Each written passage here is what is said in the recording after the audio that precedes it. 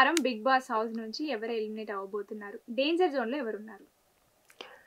So maximum unofficial voting poles start అయినాయి. ఇంకా నేను కలెక్ట్ చేయలేదు. కలెక్ట్ చేసిన తర్వాత వీకెండ్ అయితే మనం పక్కాగా మాట్లాడుకుందాం. సో డేంజర్ జోన్లో ఎవరెవరు ఉన్నారో నేను చెప్తాను. శేఖర్ భాష ఉండే ఛాన్స్ ఉంది. ఓకే. ఆదిత్య ఓం డేంజర్ జోన్లో ఉండే ఛాన్స్ ఉంది. ఓకే. అలాగే సీత డేంజర్ జోన్లో ఉండే ఛాన్స్ ఉంది. పృథ్వీ ఓకే. వీళ్ళు నలుగురు అయితే ఖచ్చితంగా డేంజర్ జోన్లో ఉంటారు. 100కి 100% వీళ్ళ నలుగురిలోనే ఎలిమినేషన్ అనేది జరిగే ఛాన్సెస్ అయితే ఉన్నాయి. ఓకే.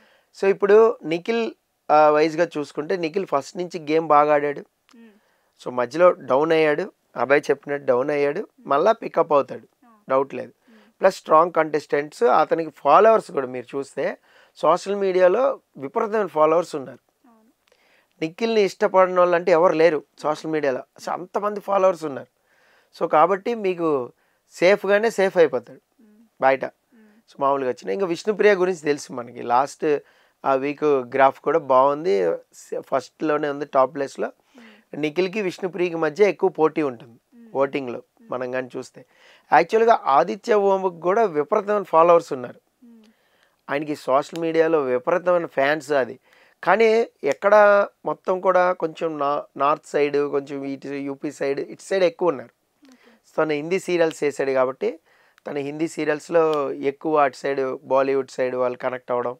సో ప్లస్ యూపీ అతని హోమ్ స్టేట్ కాబట్టి యూపీ వాళ్ళు కనెక్ట్ అవ్వడం అనేది చూస్తున్నాం మనం.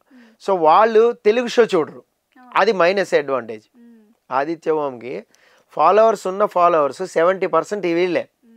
ఈ 70% వాళ్ళు తెలుగులో షో చూస్తారా? చూడరు. ఆదిత్య ఓం నామినేషన్స్లోకి వచ్చారని వీళ్ళు ఎప్పుడు గుర్తించాలి? అది చాలా కష్టం. టాప్ 5కి వెళ్ళి విన్నర్ ఓటింగ్ జరిగేటప్పుడు తప్ప వీళ్ళు యాక్టివేట్ అవ్వరు.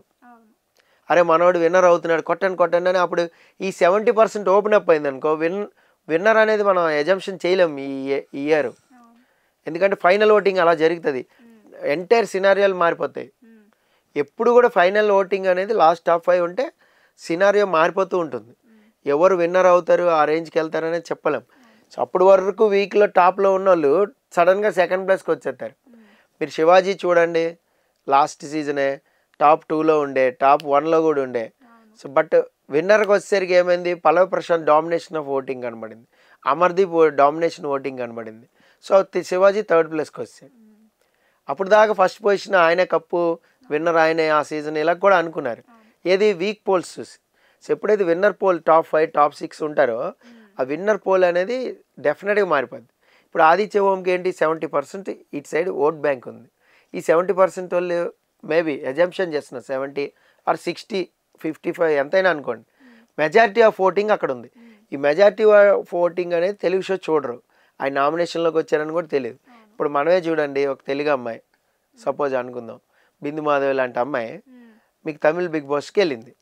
మీరు ఓటు వేసారా? చూడరు. మీరు తమిళ్ బిగ్ బాస్ మనం ఎందుకు చూస్తాం? ఎలిమినేట్ అయిపోయింది కదా. అదే తెలుగులో వచ్చింది, విన్నర్ అయింది కదా.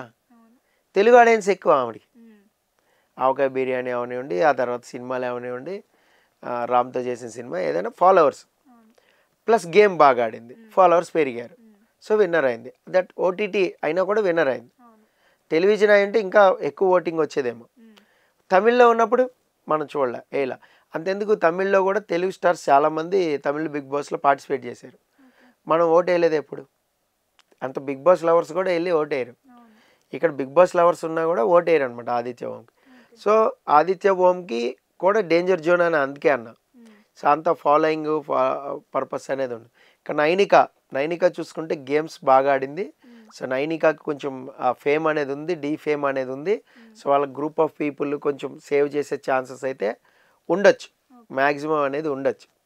సో కాబట్టి మరి ఈ నలుగురిలోనే ఎలిమినేషన్ అనేది జరుగుతుంది. శేఖర్ భాష కానీ, అలాగే సీత కానీ, ఇంకా పృథ్వీ, ఇంకొకరు ఎవరు మనం చెప్పుకున్నాం, మణికంఠకు కూడా బాగానే ఉంది. లాస్ట్ వీక్ జరిగింది. లాస్ట్ వీక్ నుంచి బాగా కోపప్ అయ్యాడు, వచ్చాడు. సో మంచిగానే అందుకున్నాడు. ఏదైతే ఓటింగ్ పర్సంటేజ్ ఉంటుందో దాన్ని అయితే హిట్ చేస్తున్నాడు. బట్ ఎంతవరకు ఈ వారం హిట్ చేస్తాడని తెలియదు. తను కూడా డేంజర్ జోన్లో ఉండొచ్చు మేబీ. సో మెయిన్గా అయితే వీళ్ళైతే డేంజర్ జోన్లో ఉంటారు గ్యారంటీగా.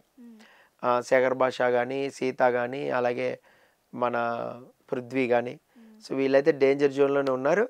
సో వీళ్ళల్లోనే ఎలిమినేషన్ అనేది జరుగుతుందని నేను అనుకుంటున్నా. ఐఎమ్ ఎక్స్పెక్టింగ్ అంతే. Okay sir, thank you sir. Thank you.